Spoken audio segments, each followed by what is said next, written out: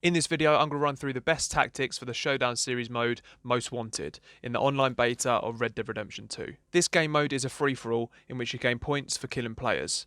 Depending on a player's number of kills and position on the leaderboard, you gain a different amount of points. If you kill a guy in last place with 0 kills, you may get 1 point. If you kill a guy in first place with 20 kills, you can get upwards of 25 points. All these kills add up, and of course, the player with the most points at the end of the game wins. The higher up the board you finish, the more XP and cash you get. So the aim of this video is to give you some tips that will help you finish higher up the table, ultimately leading to more cash and XP. But also, when people see you celebrating after finishing top, you will gain respect.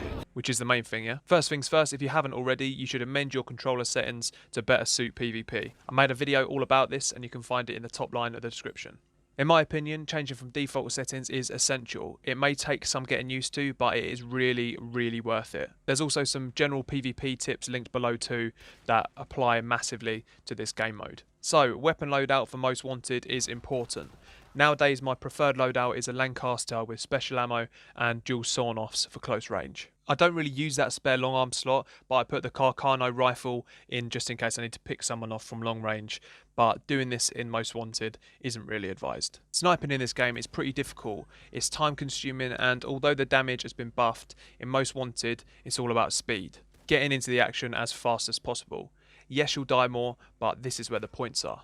So if you decide to use a sniper, only pull it out when you really think it's worth it and you're trying to take a camper out or something like that. If you're not a big fan of the dual sawn-offs, then you could put a pump action shotgun in the spot that the sniper would have been. I won't go into mobility cards now as everyone has got their own preference, but for me personally, an eye for an eye and never without one are my essential picks. Now I'm going to break down the 3 main tips for this game mode specifically. Tip number 1, keep moving. As I've mentioned, getting into the action is essential. You won't finish top of that table if you're camping in a corner waiting for people to run past. But don't run aimlessly. Head towards the closest gunfire you can hear and keep rotating your camera to look out for other opponents. This is where changing your settings really comes into play because it frees up your right thumb from spamming the sprint button, meaning you can rotate the camera using that right analog. In any free-for-all on any game, it can be carnage, so having a little bit of a game plan can really help you out. Tip number 2. Don't put all your focus on the top player. A lot of people think it's best to run straight towards the highest value player on the map.